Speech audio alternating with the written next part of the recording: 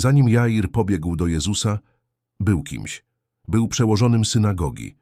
Człowiekiem szanowanym, poważanym, takim, którego ludzie słuchali, kiedy wchodził do sali.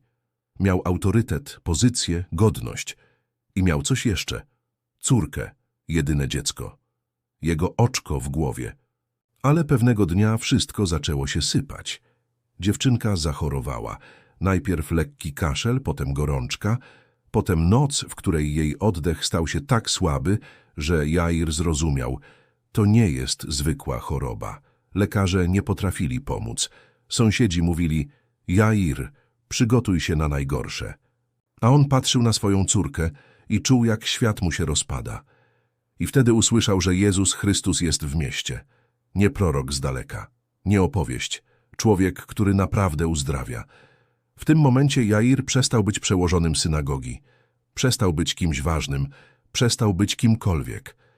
Został tylko ojcem, który walczy o życie dziecka. Wyszedł z domu i zaczął biec. Przez tłum, przez kurz, przez własny strach. Ludzie patrzyli na niego zdziwieni, bo tak nie biega człowiek jego pozycji. Ale on już nie miał pozycji, miał tylko rozpacz. Kiedy dopadł Jezusa, upadł do jego stóp.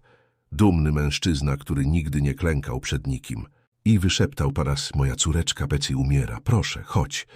Jezus ruszył z nim, ale po drodze przyszła wiadomość, która łamie serce. Jair, nie wracaj, twoje dziecko już nie żyje. W tym momencie wszystko w nim pękło. Świat zgasł, a Jezus położył mu rękę na ramieniu i powiedział słowa, które zmieniają historię. Nie bój się, tylko wierz. Weszli do domu, płacz, krzyk, ciało dziewczynki leżące bez ruchu, a Jezus podszedł, wziął ją za rękę i powiedział: Talita kum. Dziewczynko, wstań.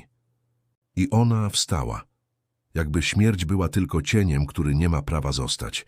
To jest historia o mężczyźnie, który stracił wszystko, oprócz wiary. O ojcu, który biegł, choć serce mu pękało.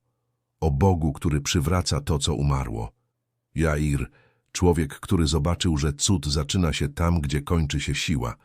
Zostań z nami na dłużej i zasubskrybuj kanał po więcej takich historii.